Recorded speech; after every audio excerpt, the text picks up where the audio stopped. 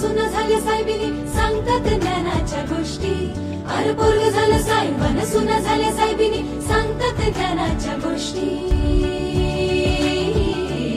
माझ्या भीमान भीमान माझ्या भीमान भीमान माझ्या भीमान भीमान मान सोन्यान भरली ओटी. माझ्या भीमान भीमान मान सोन्यान भरली ओटी.